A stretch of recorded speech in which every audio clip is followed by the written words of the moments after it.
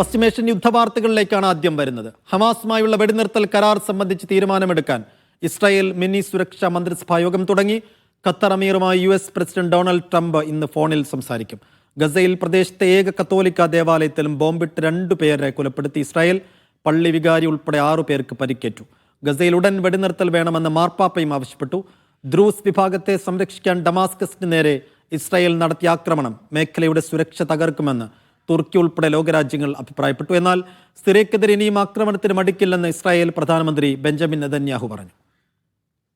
MCA Nasar വിശദാംശങ്ങൾ നൽകും. MCA, Trump മുന്നോട്ട് വെച്ച വെടിനിർത്തൽ കരാറിൽ നിന്ന് അല്ലെങ്കിൽ നിർദ്ദേശത്തിൽ നിന്ന് പൂർണ്ണമായും പിൻവാങ്ങിയത് നെതന്യാഹു തന്നെയായിരുന്നു. പക്ഷേ നെതന്യാഹു വലിയ ആഭ്യന്തര സമ്മർദ്ദത്തെ നേരിടുന്നുണ്ട്. അതും അതിൻ്റെ പശ്ചാത്തലത്തിൽ കൂടിയാണ് ഇപ്പോൾ ഒരു അടിയന്തര മിനി മന്ത്രിസഭാ യോഗം ചേരുന്നത്. ഒരു വെടിനിർത്തൽ വെടിനിർത്തൽ സാഹചര്യത്തിലേക്ക് എത്താൻ എത്ര കണ്ട് ഈ മിനി മന്ത്രിസഭാ യോഗത്തിന് ശേഷം സാധ്യതയുണ്ട്? എന്താണ് ഇസ്രായേലിലെ നിലവിലെ അവസ്ഥ?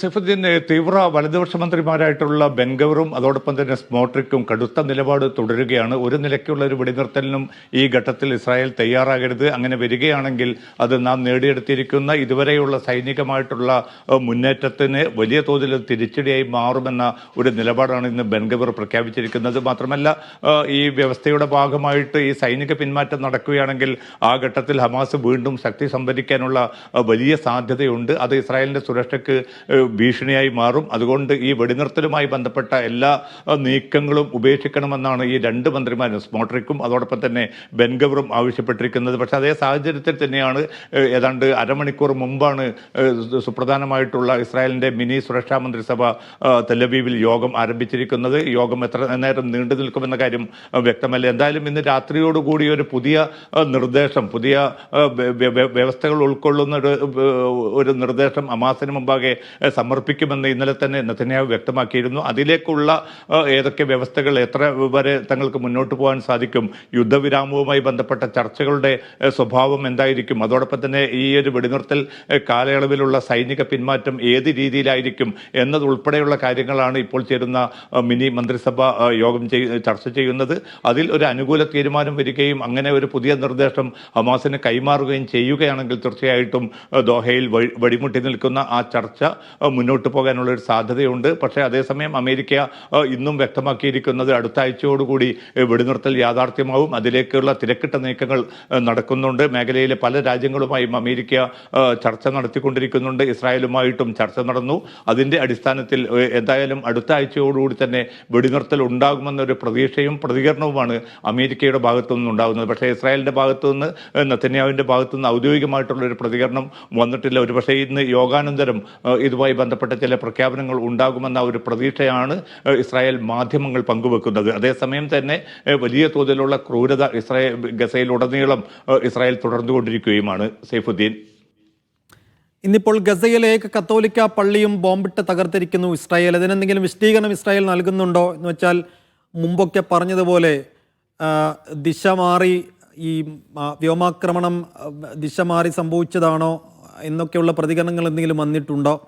അതിൽ എത്ര വലിയ നാശനഷ്ടമാണ് ഈ ആക്രമണത്തിൽ ഉണ്ടായത്? ഒപ്പം ഈ മാർപ്പാപ്പ നിലവിൽ വെടിനിർത്തലിന് വേണ്ടിയുള്ള ഒരു ആവശ്യം ഉന്നയിച്ചിട്ടുണ്ട്. മാർപ്പാപ്പയുടെ വാക്കുകൾ എങ്ങനെയാണ്? സൈഫുദ്ദീൻ, വലിയ ക്രൂരമായിട്ടുള്ള ഒരു ആക്രമണം തന്നെയാണ്. ആസൂത്രിതമായിരുന്നു ഈ ആക്രമണം. വംശഹത്യയുടെ മറ്റൊരു ഭാഗം എന്ന നിലയ്ക്ക് തന്നെയാണ് ഈ ക്രൈസ്തവ ദേവാലയത്തിനെതിരെ നടത്തിയിരിക്കുന്ന ഈ ആക്രമണത്തെ നമ്മൾ വിലയിരുത്താൻ. നേരത്തെയും സമാനമായിട്ടുള്ള ആക്രമണ സംഭവങ്ങൾ വിവിധ ജാതി വിഭാഗങ്ങൾ, മതവിഭാഗങ്ങൾക്ക് നേരെയും അവരുടെ ആരാധനാ കേന്ദ്രങ്ങൾക്കെതിരെയും ഗസയിൽ നടന്നിരുന്നു. ഗസയിലെ ഏക കത്തോലിക്ക ദേവാലയത്തിന് നേരെയാണ് ഇന്ന് വെളുപ്പിന് വ്യാപകമായിട്ടുള്ള മിസൈൽ ആക്രമണം ഉണ്ടായിരിക്കുന്നത്. കാരണം ഈ ദേവാലയം വളരെ സുരക്ഷിതമാണെന്ന് കരുതി അവിടെ തങ്ങി നിരവധി ക്രൈസ്തവരും അതോടൊപ്പം തന്നെ പലസ്തീൻ സമൂഹത്തിൽപ്പെട്ടവരും ഉണ്ടായിരുന്നു. അവർക്ക് ആണ് ഈ 3 പേരാണ് ഇപ്പോൾ ഈ ആക്രമണത്തിൽ കൊല്ലപ്പെട്ടതായിട്ട് ഔദ്യോഗികമായിട്ട് സ്ഥിരീകരിച്ചിരിക്കുന്നത്. അതോടൊപ്പം തന്നെ 10-ലധികം പേർക്ക് പരിക്കേറ്റ റിപ്പോർട്ടുകളുണ്ട്. അതിൽ പള്ളി വികാരിയും ഉൾപ്പെടുന്നുണ്ട്. ഇതിൽ നമ്മൾ ശ്രദ്ധിക്കേണ്ടത് ഗബ്രീലി റോമനെല്ലി എന്നാണ് ഈ വികാരിയുടെ, ഈ പള്ളിയിലെ പുരോഹിതന്റെ പേര്. ഇദ്ദേഹം നേരത്തെ വിടവാങ്ങിയ പോപ്പ് ഫ്രാൻസിസുമായിട്ട് ഏറ്റവും അടുത്ത സമ്പർക്കം പുലർത്തിയ ഒരു നേതാവ് കൂടിയായിരുന്നു. അതുകൊണ്ട് തന്നെ ഗസയിലെ ദൈനംദിനമായിട്ടുള്ള ഇസ്രായേലിൻ്റെ ആക്രമണങ്ങളെക്കുറിച്ച് വളരെ കൃത്യമായിട്ടുള്ള വിവരങ്ങൾ പോപ്പിന് കൈമാറുകയും വിടവാങ്ങിയ പോപ്പ് ഫ്രാൻസിസ് വളരെ ശക്തമായിട്ടുള്ള നിലപാട് ഗസയുടെ കാര്യത്തിൽ, ഫലസ്തീൻ ജനതയുടെ കാര്യത്തിൽ, അവർക്കെതിരെ നടക്കുന്ന വംശഹത്യയുടെ കാര്യത്തിൽ കൈക്കൊള്ളുകയും ചെയ്തിരുന്നു. ആ അർത്ഥത്തിൽ നിരന്തരമായിട്ട് ഏതാണ്ട് ദൈനംദിന സ്വഭാവത്തിൽ തന്നെ വിവരങ്ങൾ കൈമാറിക്കൊണ്ടിരുന്ന ആ വികാരിക്ക് കൂടിയാണ് ഇന്നിപ്പോൾ ഈ ആക്രമണത്തിൽ പരിക്കേറ്റിരിക്കുന്നത്. ഇതിൽ അതിശക്തമായിട്ടുള്ള പ്രതികരണം തന്നെയാണ് വത്തിക്കാന്റെ ഭാഗത്തുനിന്ന് ഉണ്ടായിരിക്കുന്നത്. പുതിയ പോപ്പും വളരെ ശക്തമായി തന്നെ ഇതിൽ പ്രതികരിച്ചു. മാത്രമല്ല, ഗസയിൽ തുടരുന്ന ഈ അറുംകൊല എത്രയും പെട്ടെന്ന് അവസാനിപ്പിക്കാൻ അന്തർദേശീയ സമൂഹം, അമേരിക്ക ഉൾപ്പെടെയുള്ള രാജ്യങ്ങൾ അതിശക്തമായിട്ടുള്ള നിലപാട് സ്വീകരിക്കണം. ഇനിയും ഈ കുരുതി തുടരുന്ന ഒരു സാഹചര്യം ഉണ്ടാകരുത്. തങ്ങളുടെ എല്ലാ സ്വാധീനവും പ്രയോജനപ്പെടുത്തിക്കൊണ്ട് ഇസ്രായേലിനെ ഈ ഒരു വംശഹത്യ പദ്ധതിയിൽ നിന്ന് പിന്തിരിപ്പിക്കണം എന്നതുൾപ്പെടെയുള്ള വളരെ ശക്തമായിട്ടുള്ള പ്രതികരണമാണ് വത്തിക്കാന്റെ ഭാഗത്തുനിന്നുണ്ടായിരിക്കുന്നത്. അതോടൊപ്പം തന്നെ ഇറ്റാലിയൻ പ്രസിഡന്റും വളരെ ശക്തമായി തന്നെ ഈ ആക്രമണത്തെ അപലപിച്ചിട്ടുണ്ട്. ഇസ്രായേലിന്റെ ഭാഗത്തുനിന്ന് നേരത്തെയൊക്കെ ഉള്ളതുപോലെ തങ്ങൾ ഇതേക്കുറിച്ച് അന്വേഷിക്കും, എന്താണ് സംഭവിച്ചതെന്ന് കൃത്യമായി തങ്ങൾക്ക് അറിയില്ല എന്ന അർത്ഥത്തിലുള്ള ഒഴിഞ്ഞുമാറുന്ന ഒരു നീക്കമാണ് ഉണ്ടായിരിക്കുന്നത്. പക്ഷേ ഈ ആക്രമണം വളരെ കൃത്യമായിരുന്നു, വളരെ ആസൂത്രിതമായിരുന്നു എന്ന് തെളിയിക്കുന്ന വിവരങ്ങൾ, അതുമായി ബന്ധപ്പെട്ട ദൃശ്യങ്ങളാണ് ലോകത്തുടനീളം ഇപ്പോൾ പുറത്തു വന്നിരിക്കുന്നത്. പക്ഷേ മുമ്പൊക്കെ സംഭവിച്ചതുപോലെ ഈ പ്രതികരണത്തിനപ്പുറത്ത് ഇസ്രായേലിനെ ഈ ഒരു യുദ്ധക്കുറ്റത്തിൽ നിന്ന് ഇസ്രായേലിനെതിരായിട്ടുള്ള നടപടി സ്വീകരിക്കാനോ അവരെ അന്തർദേശീയ നിയമ സംവിധാനങ്ങൾക്ക് മുമ്പാകെ കൊണ്ടുവരാനോ ഈ അന്തർദേശീയ സമൂഹത്തിനോ മറ്റ് രാജ്യങ്ങൾക്കോ സാധിക്കുന്നില്ല. ആ ഒരു സൗകര്യം കൂടി കണക്കിലെടുത്തുകൊണ്ടാണ് ഈ ഒരു കത്തോലിക്കയുടെ ഗസയിലെ ഏക ദേവാലയത്തിന് നേരെയും അതിശക്തമായിട്ടുള്ള ആക്രമണം നടത്തുകയും പള്ളിയിലെ പുരോഹിതൻ ഉൾപ്പെടെയുള്ളവർക്ക് ഗുരുതരമായിട്ട് പരിക്കേൽക്കുന്ന ഒരു സാഹചര്യം രൂപപ്പെടുത്തിയിരിക്കുന്നതും. സൈഫുദ്ദീൻ. ശരി, MCA നാസറാണ് ദുബായിൽ നിന്ന് വിശദവിവരങ്ങൾ നൽകിയത്. സിറിയയിൽ ഇസ്രായേൽ നടത്തുന്ന ആക്രമണങ്ങളെ ശക്തമായി അപലപിച്ച് കുവൈത്ത്. ഡമാസ്കസിലും സുവൈദയിലെയും ലക്ഷ്യമിട്ട ആക്രമണത്തിൽ സ്ത്രീകളും കുട്ടികളും ഉൾപ്പെടെ നിരവധി പേർക്ക് പരിക്കേറ്റതായി കുവൈത്ത് വിദേശകാര്യ മന്ത്രാലയം പറഞ്ഞു. ഇത്തരം ആക്രമണങ്ങൾ മേഖലയെ കൂടുതൽ അസ്ഥിരതയിലേക്കും രക്തച്ചൊരിച്ചിലേക്കും തള്ളിവിടുമെന്ന് കുവൈത്ത് മുന്നറിയിപ്പ് നൽകി. ഇസ്രായേൽ ആക്രമണം തടയാനും കുറ്റവാളികളെ നിയമത്തിന് മുന്നിൽ കൊണ്ടുവരാനും UN സുരക്ഷാ കൗൺസിൽ അടിയന്തരമായി ഇടപെടണമെന്നും കുവൈത്ത് ആവശ്യപ്പെട്ടു. ഷാർജയിൽ മരിച്ച വിപഞ്ചികയുടെ കുഞ്ഞിന്റെ മൃതദേഹം ദുബായിൽ സംസ്കരിച്ചു. വൈകുന്നേരം ജബൽ അലിയിലെ ന്യൂ സോനാപൂർ ശ്മശാനത്തിലായിരുന്നു ചടങ്ങുകൾ. വിപഞ്ചികയുടെ മൃതദേഹം തിങ്കളാഴ്ച നാട്ടിലേക്ക് കൊണ്ടുപോകാൻ തീരുമാനമായി. 10 ദിവസം നീണ്ട അനിശ്ചിതത്വത്തിനൊടുവിലാണ് വൈകുന്നേരം 4:30 1.5 വയസ്സുകാരി വൈഭവിയുടെ മൃതദേഹം ന്യൂ സോനാപൂരിലെ ശ്മശാനത്തിലെത്തിച്ചത്. കുഞ്ഞിന്റെ പിതാവ് നിതീഷ്, വിപഞ്ചികയുടെ അമ്മ ശൈലജ, സഹോദരൻ വിനോദ് എന്നിവരും സംസ്കാര ചടങ്ങിൽ പങ്കെടുക്കാനെത്തിയിരുന്നു. കുടുംബങ്ങൾ തമ്മിൽ ധാരണയനുസരിച്ച് മതാചാര പ്രകാരമായിരുന്നു ചടങ്ങ്. മകളുടെ മൃതദേഹം കയ്യിലെടുത്ത് അലറിക്കരയുന്ന പിതാവ് നിതീഷ് ചടങ്ങിൽ പങ്കെടുക്കാനെത്തിയവരുടെ കണ്ണ് നനയിച്ചു. വിപഞ്ചികയുടെ മൃതദേഹം നാട്ടിൽ സംസ്കരിക്കാനാണ് തീരുമാനം. നടപടികൾ പൂർത്തിയാക്കി തിങ്കളാഴ്ചയോടെ വിപഞ്ചികയുടെ മൃതദേഹം നാട്ടിലെത്തിക്കാൻ കഴിഞ്ഞേക്കും. മൃതദേഹം നാട്ടിലെത്തിക്കുന്നത് സംബന്ധിച്ച് വിപഞ്ചികയുടെ കുടുംബം നൽകിയ ഹർജി ഹൈക്കോടതി ഇന്ന് തീർപ്പാക്കി. ദുബായ് ഇന്ത്യൻ കോൺസുലേറ്റിൽ നടന്ന മധ്യസ്ഥ ചർച്ചയിൽ വിപഞ്ചികയുടെ മൃതദേഹം UAE-യിൽ നിന്ന് നാട്ടിലെത്തിക്കാൻ തീരുമാനമായെന്ന് അഭിഭാഷകർ കോടതിയെ അറിയിച്ചു. മൃതദേഹം നാട്ടിലെത്തിക്കാൻ ഇന്ത്യൻ എംബസി നടപടി സ്വീകരിക്കണമെന്ന് ഹൈക്കോടതി നിർദ്ദേശിച്ചിട്ടുണ്ട്. Media 1 Dubai. ദുബായ് കിരീടാവകാശി ഷെയ്ഖ് ഹംദാൻ UAE-യുടെ പ്രതിരോധ മന്ത്രിയും ഉപപ്രധാനമന്ത്രിയുമായി ചുമതലയേറ്റിട്ട് ഇന്ന് 1 വർഷം പിന്നിടുന്നു. ചെറിയ കാലയളവിൽ തന്നെ UAE-യുടെ പ്രതിരോധ മേഖലയെ ആധുനികവൽക്കരിക്കുന്നതിൽ വലിയ പങ്ക് വഹിക്കാൻ ഷെയ്ഖ് ഹംദാന് കഴിഞ്ഞു. മകനെക്കുറിച്ച് കവിത എഴുതിയാണ് ദുബായ് ഭരണാധികാരി ഹംദാനോടുള്ള സ്നേഹം പ്രകടിപ്പിച്ചത്. UAE-യുടെ ചരിത്രത്തിലെ ഏറ്റവും മികച്ച പ്രതിരോധ മന്ത്രിമാരിൽ ഒരാൾ എന്ന വിശേഷണത്തിലേക്ക് ചുരുങ്ങിയ കാലം കൊണ്ടെത്തിയ യുവ നേതൃത്വമാണ് ഷെയ്ഖ് ഹംദാൻ. UAE-യുടെ പ്രതിരോധ തന്ത്രത്തെ പുനർനിർമ്മിക്കുന്ന ദീർഘവീക്ഷണമുള്ള മന്ത്രിയാണെന്ന് അധികാരമേറ്റ് മാസങ്ങൾ കൊണ്ട് തന്നെ അദ്ദേഹം തെളിയിച്ചു. കഴിഞ്ഞ വർഷം ജൂലൈ 18-നാണ് ഷെയ്ഖ് ഹംദാൻ ഉപപ്രധാനമന്ത്രിയും പ്രതിരോധ മന്ത്രിയുമായി സത്യപ്രതിജ്ഞ ചെയ്ത് അധികാരമേറ്റത്. ഷെയ്ഖ് ഹംദാന്റെ നിയമനം ഒരു തലമുറ മാറ്റത്തിന്റെ മാത്രം പ്രതീകമായിരുന്നില്ല. പ്രതിരോധ മേഖലയുടെ നവീകരണം, സാങ്കേതിക വിദ്യ, ഭാവിക്ക് അനുയോജ്യമായ നേതൃത്വം എന്നിവ കൂടി ലക്ഷ്യമിട്ടായിരുന്നു ആ നീക്കം. ഡിജിറ്റൽ ഇൻഫ്രാസ്ട്രക്ചർ, ആർട്ടിഫിഷ്യൽ ഇന്റലിജൻസ് എന്നിവയുമായി ബന്ധപ്പെട്ട പ്രവർത്തനങ്ങൾക്ക് അദ്ദേഹം നേതൃത്വം നൽകി. ദുബായ് ഭരണാധികാരിയും UAE പ്രധാനമന്ത്രിയുമായ ഷെയ്ഖ് മുഹമ്മദ് മകനോട് സ്നേഹം പങ്കുവച്ചത് കവിതയിലൂടെയായിരുന്നു.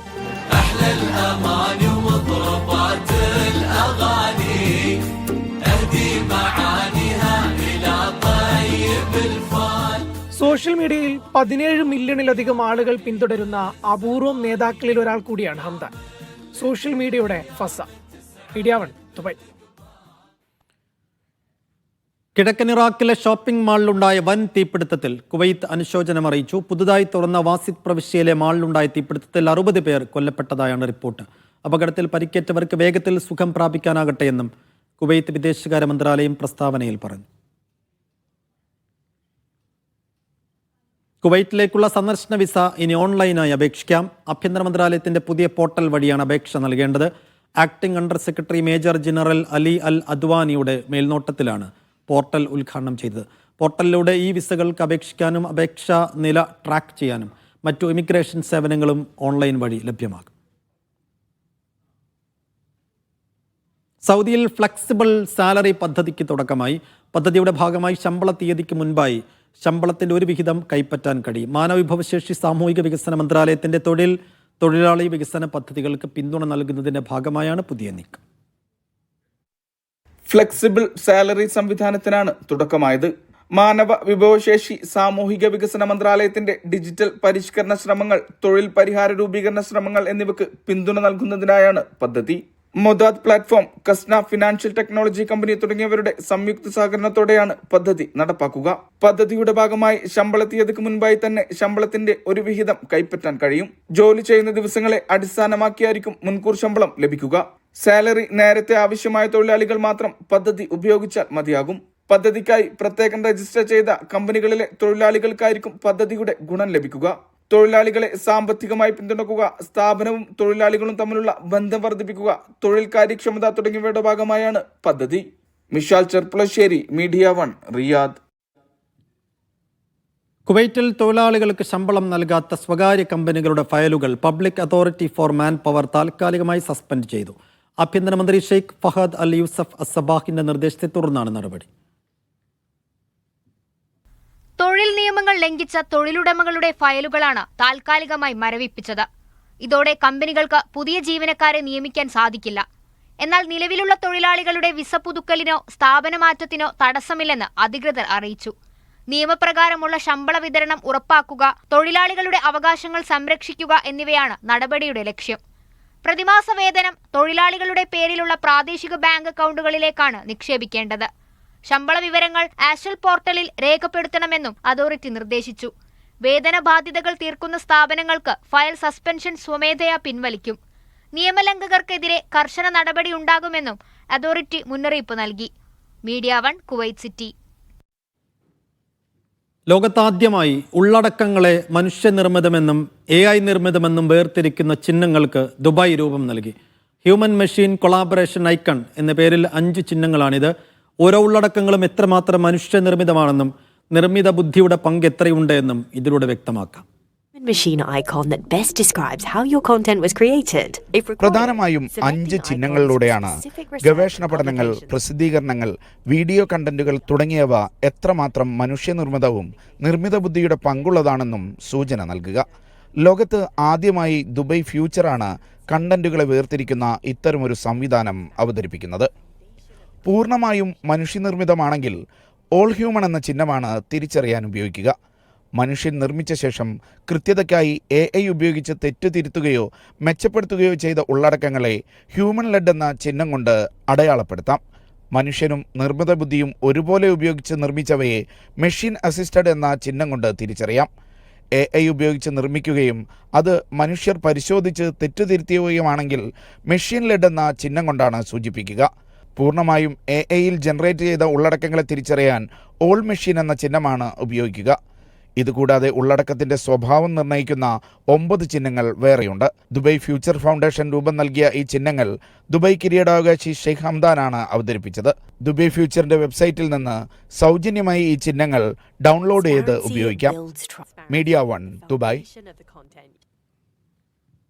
താമസ തൊഴിൽ നിയമലംഘനങ്ങളിൽ കുവൈത്തിൽ ഈ വർഷം 1461 പേരെ അറസ്റ്റ് ചെയ്തു. മേജർ ജനറൽ ഹമദ് അൽ മുനീഫിയുടെ നേതൃത്വത്തിൽ രാജ്യത്തെ 1276 ചെക്ക് പോസ്റ്റുകളിൽ സുരക്ഷാ സേന പരിശോധനകൾ നടത്തി. ആഭ്യന്തര മന്ത്രാലയമാണ് ഇത് സംബന്ധിച്ച കണക്കുകൾ പുറത്തുവിട്ടത്. മയക്കുമരുന്ന്, ഗതാഗത നിയമലംഘനങ്ങൾ, തെരുവ് കച്ചവടക്കാർക്കെതിരായ നടപടി തുടങ്ങിയവയും പരിശോധനകളിൽ ഉൾപ്പെട്ടതായി അധികൃതർ വ്യക്തമാക്കി. ഒമാൻ വ്യോമാതിർത്തിയിൽ വിമാന ഗതാഗതത്തിൽ വർധന 2025 ജൂണിൽ 18% വർധനയാണ് രേഖപ്പെടുത്തിയത്. മസ്കത്ത് വിമാനത്താവളം വഴി സഞ്ചരിച്ച യാത്രക്കാരുടെ എണ്ണത്തിൽ 5% വർധനയും ഉണ്ട്. സിവിൽ ഏവിയേഷൻ അതോറിറ്റി പുറത്തുവിട്ട കണക്ക് പ്രകാരം ഒമാനി വ്യോമാതിർത്തിയിലൂടെയുള്ള വിമാന ഗതാഗതം 2025 ജൂണിൽ 18% വർദ്ധിച്ച് 50,101 ആയിട്ടുണ്ട്. 2024 ഇതേ കാലയളവിൽ 40,417 ആയിരുന്നു. മസ്കത്ത് അന്താരാഷ്ട്ര വിമാനത്താവളം വഴി സഞ്ചരിച്ച യാത്രക്കാരുടെ എണ്ണം 2025 ജൂണിൽ 5% വർദ്ധിച്ച് 6,36,090 ആയിട്ടുണ്ട്. ജൂൺ മധ്യത്തിൽ സൈനിക സംഘർഷങ്ങൾ മൂലമുണ്ടായ വലിയ പ്രതിസന്ധി മേഖലയിലെ വ്യോമാതിർത്തികളെ ബാധിച്ചിരുന്നു. ഇറാനിൽ ഇസ്രായേലി വ്യോമാക്രമണങ്ങൾ മിഡിൽ ഈസ്റ്റിലുടനീളം വ്യാപകമായ വ്യോമാതിർത്തി അടച്ചുപൂട്ടലുകളിലേക്കും വിമാനം റദ്ദാക്കലുകളിലേക്കും നയിച്ചിരുന്നു. ഇതും ഒമാൻ വ്യോമാതിർത്തിയിൽ വിമാന ഗതാഗതം വർദ്ധിക്കുന്നതിന് കാരണമായി. അതേസമയം 2025 മെയ് മാസത്തിൽ മസ്കത്ത് അന്താരാഷ്ട്ര വിമാനത്താവളം വഴി ഏറ്റവും കൂടുതൽ യാത്ര ചെയ്ത രാജ്യക്കാരുടെ പട്ടികയിൽ ഇന്ത്യക്കാരാണ് ഒന്നാമത്. മെയ്യിലാകെ 1,93,861 ഇന്ത്യൻ പൗരന്മാരാണ് മസ്കത്ത് വിമാനത്താവളം വഴി യാത്ര ചെയ്തത്. ഒമാനി പൗരന്മാർ 1,08,916 പാകിസ്ഥാൻ പൗരന്മാർ 46,930 മീഡിയ 1 മസ്കത്ത്.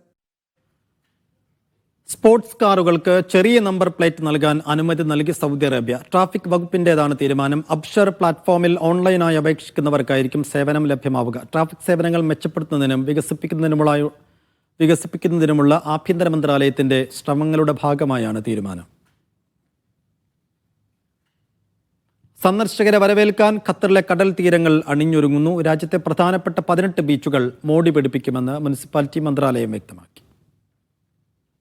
പൊതുബീച്ചുകൾ നവീകരിക്കുന്നതിനും അടിസ്ഥാന സൗകര്യങ്ങൾ മെച്ചപ്പെടുത്തുന്നതിനും വേണ്ടി പൊതുമരാമത്ത് വിഭാഗമായ അഷ്ഗാലുമായി സഹകരിച്ചാണ് പദ്ധതിക്ക് തുടക്കമിട്ടിരിക്കുന്നത്.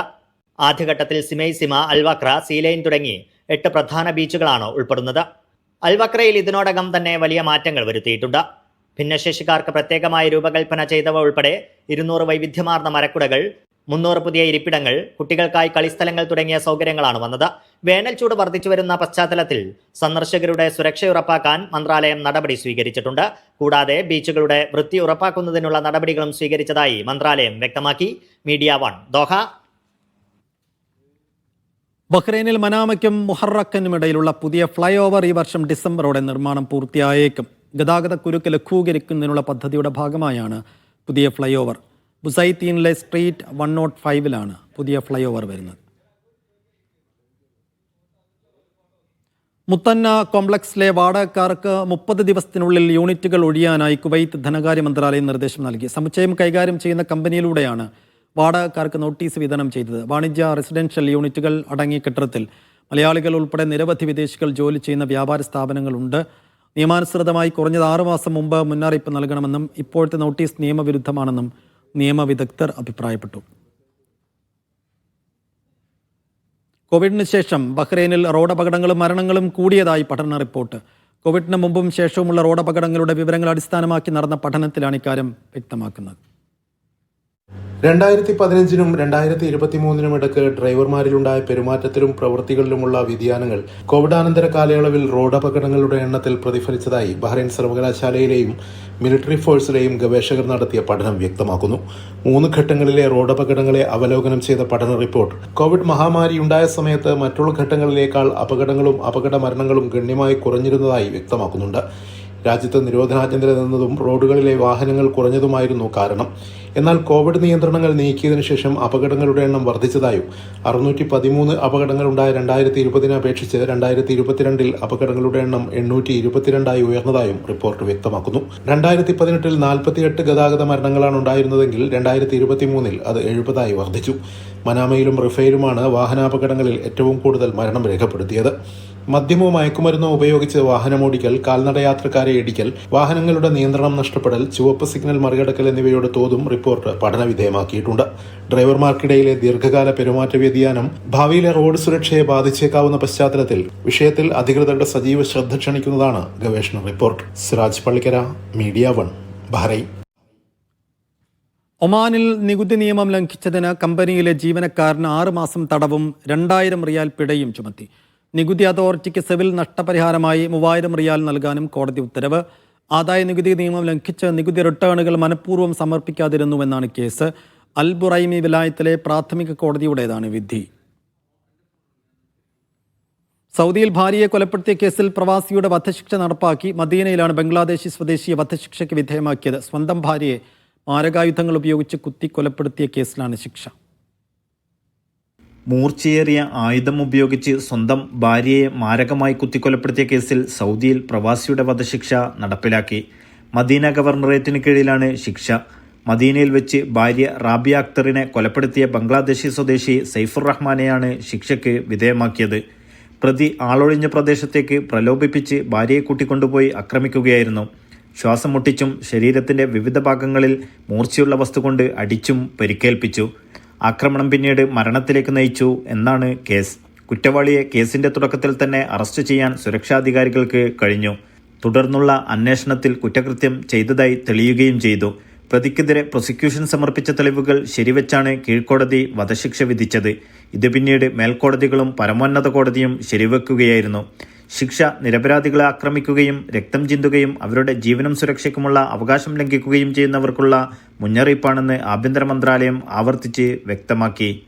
Naushad Irikkur, media 1, Dammam. ലോകകപ്പ് ഫുട്ബോൾ യോഗ്യതാ മത്സരങ്ങളുടെ ഏഷ്യൻ പ്ലേ ഓഫിൽ ഒമാൻ ഗ്രൂപ്പ് എയിൽ ഖത്തറും യു എയുമാണ് ഗ്രൂപ്പിലെ മറ്റ് ടീമുകൾ. ഖത്തറിലാണ് ഗ്രൂപ്പ് എയിലെ മത്സരങ്ങൾ നടക്കുക. ലോകകപ്പിലേക്കുള്ള ഒമാന്റെ പ്രതീക്ഷയാണ് ഏഷ്യൻ പ്ലേ ഓഫ്. ഏഷ്യൻ മേഖലാ യോഗ്യതാ മത്സരങ്ങളുടെ 4ാം റൗണ്ടിലേക്കുള്ള നറുക്കെടുപ്പ് മലേഷ്യയിലെ കോലാലംപൂരിലാണ് നടന്നത്. ഗ്രൂപ്പ് എയിൽ ഖത്തർ, UAE, ഒമാൻ എന്നിവരാണ്. ഗ്രൂപ്പ് ബിയിൽ സൗദി അറേബ്യ, ഇറാഖ്, ഇന്തോനേഷ്യ എന്നിവരാണ് ഉൾപ്പെട്ടിരിക്കുന്നത്. ഗ്രൂപ്പ് ജേതാക്കൾ ലോകകപ്പിന് യോഗ്യത നേടും. 2 ഗ്രൂപ്പിലും 2ാം സ്ഥാനത്ത് വരുന്ന ടീമുകൾ ഹോം ആൻഡ് അവേ അടിസ്ഥാനത്തിൽ ഏറ്റുമുട്ടി ജേതാക്കളാകുന്നവർ ഇന്റർ കോൺഫെഡറേഷൻ ജേതാക്കളാകുന്ന ടീമുമായി മത്സരിച്ച് ജയിച്ചാൽ അവർക്കും ലോകകപ്പ് കളിക്കാം. ലോകകപ്പ് ഫുട്ബോളിൽ പന്ത് തട്ടുക എന്നുള്ള സുൽത്താനിന്റെ ചിരകാലാഭിലാഷം ഇപ്രാവശ്യം പൂവണിയാൻ സാധ്യത ഏറെയാണെന്ന് ആരാധകർ കരുതുന്നുണ്ട്. ഗ്രൂപ്പിലുള്ള ഖത്തറും UAEയും ശക്തരാണെങ്കിലും തങ്ങളുടേതായ ദിനത്തിൽ ഇരു ടീമുകളെയും അട്ടിമറിക്കാനുള്ള കരുത്ത് റെഡ് വാരിയേഴ്സിനുണ്ട്. അറേബ്യൻ ഗൾഫ് കപ്പിൽ ഇത് കണ്ടതുമാണ്. റെഡ് വാരിയേഴ്സിന്റെ പുതിയ കോച്ചായി പരിചയസമ്പന്നനായ കാർലോസ് ക്രോസിനെ കഴിഞ്ഞ ദിവസം നിയമിച്ചതും പ്രതീക്ഷ വർദ്ധിപ്പിക്കുന്ന കാര്യമാണ്. സെൻട്രൽ ഏഷ്യൻ ഫുട്ബോൾ അസോസിയേഷൻ സംഘടിപ്പിക്കുന്ന നാഷൻസ് കപ്പാണ് ഒമാന്റെ അടുത്ത പ്രധാന ടൂർണമെന്റ്. Media 1, Muscat. ലോകകപ്പ് യോഗ്യത 4ാം റൗണ്ട് പോരാട്ടങ്ങളിൽ ഖത്തറിന് UAEയും ഒമാനും എതിരാളികൾ. ഗ്രൂപ്പ് ബിയിൽ സൗദിക്കൊപ്പം ഇറാഖും ഇന്തോനേഷ്യയും ലോകകപ്പ് യോഗ്യതയ്ക്കായി മത്സരിക്കും. ഏഷ്യൻ വൻകരയിൽ നിന്ന് ലോകകപ്പിലേക്ക് ഇനി നേരിട്ട് 2 രാജ്യങ്ങൾക്കാണ് അവസരം. 6 ടീമുകൾ ഇതിനായി മാറ്റുരയ്ക്കും. 4ാം റൗണ്ടിലേക്ക് യോഗ്യത നേടിയ ടീമുകളെ ഗ്രൂപ്പുകളായി തിരിച്ചപ്പോൾ ഖത്തറിന് നേരിടാനുള്ളത് ശക്തരായ UAEയെയും ഒമാനെയുമാണ്.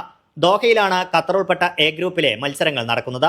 ഒക്ടോബർ 8-ന് ഖത്തർ ഒമാനെയും 11-ന് UAE ഒമാനെയും നേരിടും. 14-നാണ് ഖത്തറും UAEയും തമ്മിലുള്ള മത്സരം. ഗ്രൂപ്പിലെ ജേതാക്കൾക്ക് നേരിട്ട് ലോകകപ്പ് യോഗ്യത ലഭിക്കും. 2ാം സ്ഥാനക്കാർക്ക് 5ാം റൗണ്ടും ഇന്റർ കോണ്ടിനെന്റൽ പ്ലേ ഓഫും കളിച്ച് ലോകകപ്പിലേക്ക് ഭാഗ്യപരീക്ഷണം നടത്താം. 3ാം റൗണ്ടിലും ഖത്തറും UAEയും ഒരേ ഗ്രൂപ്പിൽ മത്സരിച്ചിരുന്നു. ഹോം മത്സരത്തിലും എവേ മത്സരത്തിലും ഖത്തർ വൻ തോൽവി നേരിട്ടു. പക്ഷേ പുതിയ കോച്ച് യുലൻ ലോപ്പറ്റഗിക്ക് കീഴിൽ ഖത്തർ ശുഭപ്രതീക്ഷയിലാണ്. ഗ്രൂപ്പ് ബിയിൽ സൗദിക്ക് ഇറാഖ്, ഇന്തോനേഷ്യ ടീമുകളാണ് വെല്ലുവിളി ഉയർത്തുന്നത്. ഒക്ടോബർ 8-ന് സൗദി ഇന്തോനേഷ്യയെ നേരിടും. 11-ന് ഇറാഖും ഇന്തോനേഷ്യയും തമ്മിലും 14-ന് സൗദിയും ഇറാഖും തമ്മിലും മത്സരിക്കും. റിയാദിലെ കിങ് സൗദി യൂണിവേഴ്സിറ്റി സ്റ്റേഡിയത്തിലാണ് മത്സരങ്ങൾ. Media 1, Doha.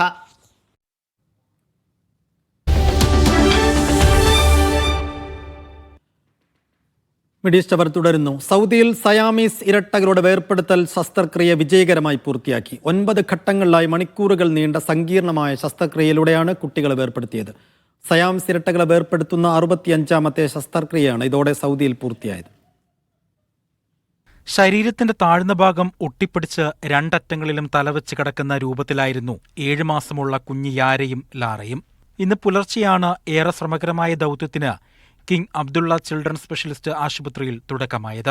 മാതാപിതാക്കൾ ചുംബനം നൽകി ഓപ്പറേഷൻ തിയേറ്ററിലേക്ക് കുഞ്ഞുങ്ങളെ യാത്രയാക്കി. പിന്നീടങ്ങോട്ട് പ്രാർത്ഥനകളുടെ മണിക്കൂറുകൾ. ഡോക്ടർ അബ്ദുള്ള റബീബിന്റെ നേതൃത്വത്തിലുള്ള 38 ഡോക്ടർമാരുടെ സംഘമാണ് അതീവ സങ്കീർണമായ ദൗത്യം ഏറ്റെടുത്തത്. മണിക്കൂറുകളെടുത്ത് വേർപെടുത്തൽ വിജയകരമായി പൂർത്തിയാക്കി.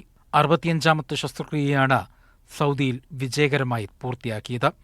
35 വർഷത്തിനിടെ 27 രാജ്യങ്ങളിൽ നിന്നുള്ള 150 സയാമീസ് ഇരട്ടകളുടെ കേസുകളിൽ സൗദി ആവശ്യമായ പരിചരണങ്ങൾ നൽകിയിട്ടുണ്ട്. Sabith Saleem, media 1, Jeddah. Medical രംഗത്ത് പുതിയ നേട്ടവുമായി Kuwait. Sabah Al Ahmad kidney and urology സെന്ററിൽ 50 വയസ്സുകാരനായ രോഗിയിൽ നടത്തിയ റിമോട്ട് പ്രോസ്റ്റേറ്റ് ശസ്ത്രക്രിയ വിജയകരമായി. മെഡ്ബോട്ട് സാങ്കേതിക വിദ്യയിലൂടെയാണ് ശസ്ത്രക്രിയ നടത്തിയത്.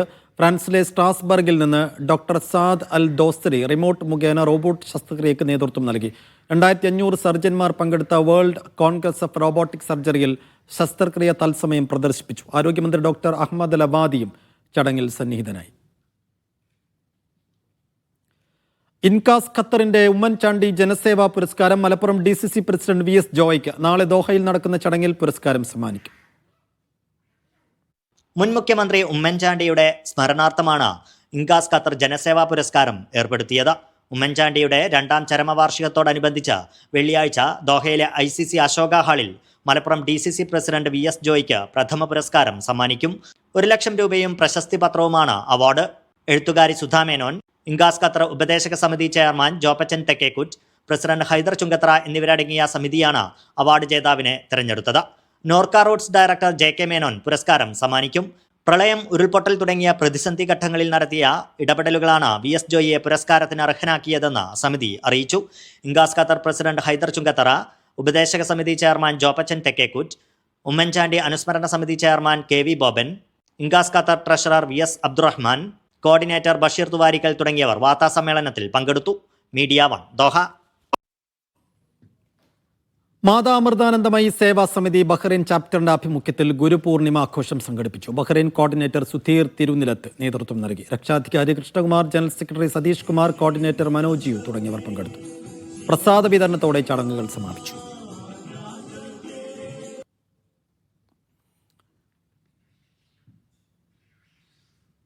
ബഹ്റൈനിലെ മലപ്പുറം ജില്ലക്കാരായ ബഹ്റൈനിലുള്ള മുതിർന്ന പ്രവാസികളെ ആദരിക്കുന്നു. ബഹ്റൈൻ മലപ്പുറം ഡിസ്ട്രിക്ട് ഫോറത്തിന്റെ ആഭിമുഖ്യത്തിലാണ് ആദരം.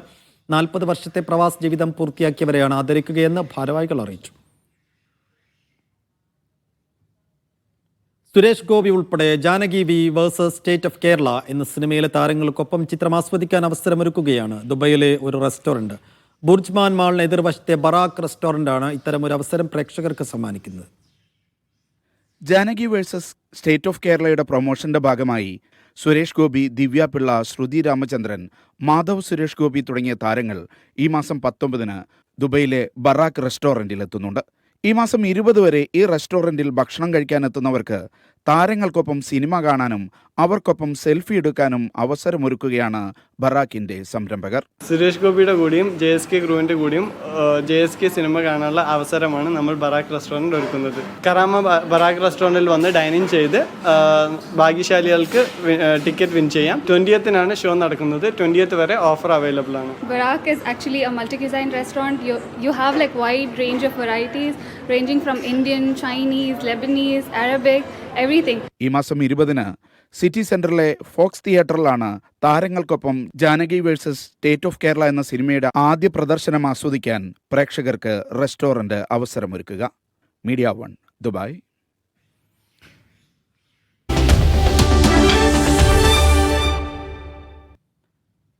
മിഡിസ്റ്റ് അവർ തുടരുന്നു. സൗദിയിലെ ഖത്തീഫിൽ മലയാളി മരിച്ചു. താനൂർ സ്വദേശി ബഷീറാണ് മരിച്ചത്. 54 വയസ്സായിരുന്നു. ഖത്തീഫിലെ സെൻട്രൽ ഹോസ്പിറ്റലിൽ ചികിത്സയിലിരിക്കെയാണ് മരണം. കഴിഞ്ഞ 25 വർഷമായി സൗദിയിൽ ഇലക്ട്രോണിക്സ് വാച്ച് റിപ്പയറിംഗ് മേഖലയിൽ ജോലി ചെയ്തു വരികയായിരുന്നു. സൗദി ദമാമിൽ ഹൃദയാഘാതത്തെ തുടർന്ന് മലയാളി മരിച്ചു. ആലപ്പുഴ മണ്ണഞ്ചേരി പൊന്നാട് സ്വദേശി നാസറാണ് മരിച്ചത്. 30 വർഷമായി സൗദിയിലുള്ള നാസർ ഹൗസ് ഡ്രൈവറായി ജോലി ചെയ്യുകയായിരുന്നു. മൃതദേഹം ദമാം സെൻട്രൽ ആശുപത്രി മോർച്ചറിയിലേക്ക് മാറ്റി. നടപടികൾ പൂർത്തിയാക്കി മൃതദേഹം ദമാമിൽ മറവ് ചെയ്യുമെന്ന് ബന്ധുക്കൾ അറിയിച്ചു. റിയാദ് KMCC സെൻട്രൽ കമ്മിറ്റിയുടെ നേതൃത്വത്തിൽ ഫുട്ബോൾ സൂപ്പർ കപ്പിന് നാളെ സൗദിയിൽ തുടക്കമാകും. 8 പ്രധാന ടീമുകളാണ് ടൂർണമെന്റിൽ മാറ്റുരയ്ക്കുക. സന്തോഷ് ട്രോഫി, ദേശീയ ഐ ലീഗ് താരങ്ങൾ ഉൾപ്പെടെ നിരവധി കളിക്കാർ വിവിധ ടീമുകൾക്കായി കളിക്കും. മത്സരങ്ങൾ 8 ആഴ്ചയോളം നീണ്ടു നിൽക്കും. റയാൻ KMCC സൂപ്പർ കപ്പിനാണ് വെള്ളിയാഴ്ച തുടക്കമാവുക. മത്സരങ്ങൾ നടക്കുക റിയാദിലെ ഷിഫ ദിറാബ് റോഡിലെ ദുറത്ത് അൽ മലാബ് സ്റ്റേഡിയത്തിലാണ്. ഇന്ത്യൻ ഫുട്ബോൾ അസോസിയേഷന്റെ സഹകരണത്തോടെയായിരിക്കും ടൂർണമെന്റ്. 8 പ്രധാന ടീമുകളാണ് ടൂർണമെന്റിൽ പങ്കെടുക്കുക. മത്സരങ്ങൾ 8 ആഴ്ച നീണ്ടു നിൽക്കും. വെള്ളിയാഴ്ചകളിൽ വൈകുന്നേരം 6 മണി മുതലാണ് മത്സരങ്ങൾ ആരംഭിക്കുക. അപ്പോൾ റിയാദ് കണ്ടതിൽ വെച്ച് ഞങ്ങൾ ഏറ്റവും വലിയ ഫുട്ബോൾ എക്കാലത്തും നടത്തിയിട്ടുള്ള KMCC ആണ്. എല്ലാ വർഷവും നടത്തിയിരുന്നത്. പിൻകാലത്ത് ഏകദേശം കൊറോണയും കാര്യങ്ങളൊക്കെ കഴിഞ്ഞതിന് ശേഷം ആദ്യമായാണ് ഒരു mega football Riyadh central committee നടത്തുന്നത്. നാഷണൽ കമ്മിറ്റി കഴിഞ്ഞ വർഷം നടത്തിയെങ്കിൽ പോലും റിയാദ് സെൻട്രൽ കമ്മിറ്റി നടത്തുന്നത് ഈ മെഗാ ഫുട്ബോൾ ഈ വരുന്ന 18-ാം തീയതി തുടക്കം കുറിക്കുകയാണ്. ടൂർണമെന്റിന്റെ ഭാഗമായി മെഗാ ബമ്പർ സമ്മാന കൂപ്പണും പുറത്തിറക്കിയിട്ടുണ്ട്. സ്വിഫ്റ്റ് ഡിസയർ കാറായിരിക്കും ഒന്നാം സമ്മാനമായി നൽകുക. വിവിധ KMCC ജില്ലാ കമ്മിറ്റികൾ അണിനിരക്കുന്ന മാർച്ച് പാസ്റ്റ്, വിവിധ കലാരൂപങ്ങൾ തുടങ്ങിയവ ഉദ്ഘാടന ചടങ്ങിന്റെ ഭാഗമാകും. സെപ്റ്റംബർ 5-നായിരിക്കും ഫൈനൽ മത്സരങ്ങൾ. ടൂർണമെന്റിന്റെ സമാപന ചടങ്ങിൽ പാണക്കാട് സാദിഖ് അലി ശിഹാബ് തങ്ങൾ, PK കുഞ്ഞാലിക്കുട്ടി തുടങ്ങിയവർ ഭാഗമാകും. റിയാദിൽ സംഘടിപ്പിച്ച വാർത്താ സമ്മേളനത്തിൽ ഷുഹൈബ് പനങ്ങാങ്ങര, മുഷ്താഖ് മുഹമ്മദ് അലി, മുജീബ് ഉപ്ര തുടങ്ങിയവർ പങ്കെടുത്തു. Mishal Cherpulassery, media 1, Riyadh. Neo Jeddah സംഘടിപ്പിക്കുന്ന വടംവലി മത്സരത്തിന് നാളെ തുടക്കമാകും. GCCയിലെയും സൗദിയിലെയും പ്രമുഖ ടീമുകൾ മാറ്റുരയ്ക്കും. ജിദ്ദയിലെ ഖാലിദ് ബിൻ വലീദ് സ്റ്റേഡിയത്തിൽ വൈകിട്ട് 4 മണിക്കാണ് മത്സരങ്ങൾ. വിജയികൾക്കുള്ള ട്രോഫി പ്രകാശനം ജിദ്ദയിൽ നടന്നു. നജീബ് കളപ്പാടൻ, സുബൈർ വട്ടോളി, അബു ടി പള്ളത്ത് എന്നിവർ നേതൃത്വം നൽകി.